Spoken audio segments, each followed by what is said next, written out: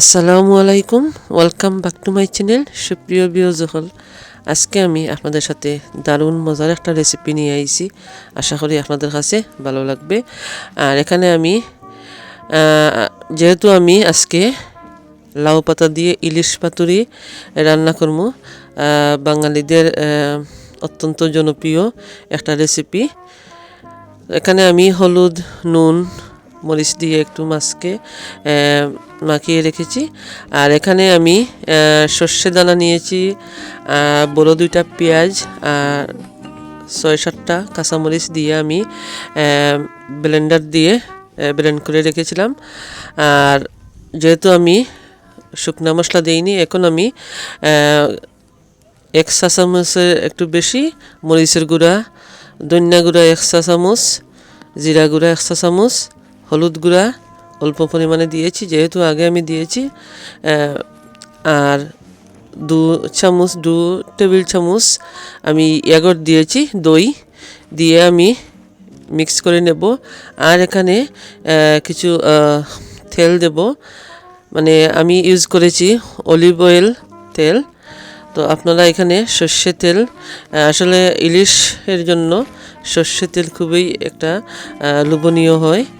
তো আমি just olive oil আমি দিয়ে মিক্স করলাম। আপনারা এখানে সর্ষের তেল ইউজ করতে পারবেন।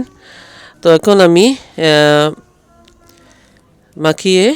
মশলার সাথে মাখিয়ে আমি 10-15 মিনিটের মতন রেস্টে রাখবো। আর এখন আমি দেখাচ্ছি যে এটা হচ্ছে গিয়ে আমার নিজের গাছের লাউ পাতা। আমি কচি লাউ পাতা নিয়েছি, আমি সিদ্ধ করব না, লবণ দিয়ে একটু মাখিয়ে নেব, তারপরে আমি পাতুরি তৈরি করব। আর এখানে আমি কিছু কচি পেঁয়াজ নিয়েছি আর কয়েকটা কাঁচামরিচ নিয়েছি যাতে আরও বেশি স্বাদ হয় এই জন্য। তো এখন আমি প্রথমে একটু মশলা দিয়ে তারপরে মাছ দিয়ে আর উপরে একটু পেঁয়াজের কুচি দেব, পেঁয়াজ কুচি আর একটা কাঁচামরিচ দিয়ে আমি পাতুরিগুলা রেডি করব। এই যে আমি পেঁয়াজ কুচি দিয়েছি, এটা দেওয়ার কারণে আরও পাতুরিটার টেস্ট আরও দ্বিগুণ হবে। কাঁচামরিচও দিয়েছি, মানে আলাদা একটা টেস্ট হবে। এভাবে আপনারা বানিয়ে দেখতে পারেন, দেখবেন যে মানে অসাধারণ একটি রেসিপি। তো এখন আমি আমার এই পাতুরিটা বানানো হয়ে গিয়েছে। আর অনেকে এই পাতুরিটা বানান সুতা দিয়ে, তো আমি সুতা দিচ্ছি না। আমি যে পাটটা খোলা রয়েছে এটা আমি নিচের দিকে দিয়েছি, কারণ এটা খুলবে না।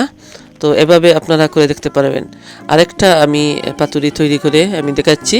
প্রথমে মশলা নিলাম, তারপরে মাছ, তারপরে আরেকটু মশলা দেওয়ার পরে আমি কাঁচামরিচ আর পেঁয়াজ কুচি দিয়ে আবার মুড়ে আমি তৈরি করে নিলাম। তো এভাবে করে আমার সবগুলা পাতুরি কিন্তু রেডি হয়ে গিয়েছে।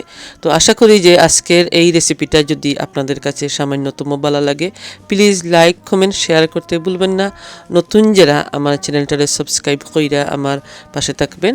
তো এখন আমার সবগুলা পাতুরি রেডি হয়ে গিয়েছে। এখানে আমি কোনো তেল ইউজ করব না, এখানে আমি পানি দেব খুবই অল্প পরিমাণে, মানে সিদ্ধ হওয়ার জন্য যতটুকু পরিমাণ আমি অতটুকু দেব, মানে হাফ গ্লাসের মতন আমি পানি দিয়ে দিলাম। দেওয়ার পরে আমি 10 মিনিটের জন্য আমি এটা ঢেকে রাখবো।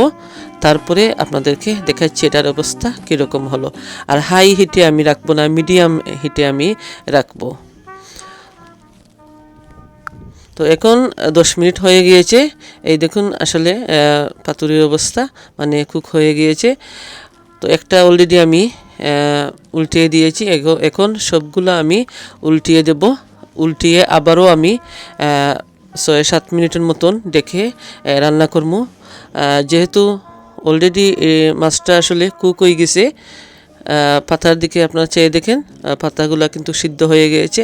আর অনেকে ভাবতে পারেন যে আমি পাতাগুলো সিদ্ধ করিনি, এটা কুক হবে না। অবশ্য কুক হবে, কারণ লবণ দিয়ে মাখিয়ে পাতাটাকে মুড়ে কিন্তু দিলে পাতাটা এমনিতেই সিদ্ধ হয়ে যাবে। দেখুন আমার পাতুরিটা রেডি হয়ে গিয়েছে।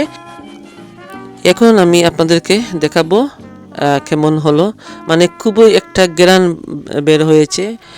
আপনারা এটা ট্রাই করে দেখবেন, অবশ্য আপনাদের কাছে ভালো লাগবে।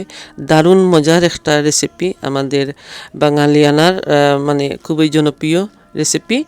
এই দেখেন মাছগুলা খুব সুন্দর কুক হয়েছে। তো আশা করি আপনাদের কাছে খুবই ভালো লাগবে, আর আপনারা দেখবেন এরকম ট্রাই করে, আর অবশ্য কমেন্টও জানাবেন কেমন লাগলো।